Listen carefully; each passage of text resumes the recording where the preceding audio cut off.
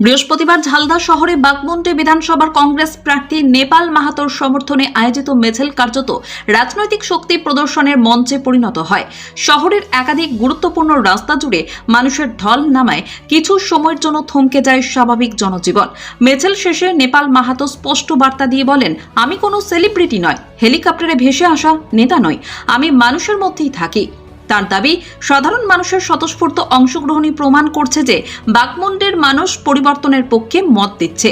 প্রচারে তারকা আনার প্রবণতাকে কটাক্ষ করে তিনি বলেন, বাইরের চাকচিক্যে মানুষকে প্রভাবিত করার চেষ্টা হলেও বাগমুন্ডির মানুষ এখন অনেক বেশি সচেতন। পাশাপাশি রাজ্য কেন্দ্রের নীতির সমালোচনা করে তিনি জানান, মানুষের স্বার্থে বিকল্প নেতৃত্বের প্রয়োজনীয়তা ক্রমশ বাড়ছে। বার্তা কি যেটা হবার সেটাই হচ্ছে বাগমুন্ডির মানুষ সচেতন, এবং এই যে তারকা এনে নেতা এনে মানুষকে ভুল বুঝানো, আজকে সেইটা বাগমুন্ডির মানুষ সারা পুরুলিয়া জেলাকে পথ দেখাবে। যখন অন্যায়গুলো হচ্ছে তখন নেতাগুলো কোথায় ছিল, তারকাগুলো কোথায় ছিল? এখন সব হেলিকপ্টারে আসছে আর নেতাগিরি দেখাচ্ছে।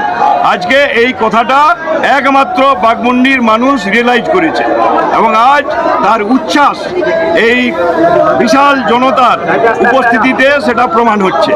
আমরা বাগমুন্ডির মানুষ চাই স্থানীয় যে ইস্যুগুলো আছে, যে ইস্যুগুলোকে আজ মানুষ দিশাহারা, সেই ইস্যুগুলোকে সামনে রেখে যেন আগামী দিনের কাজ হয়।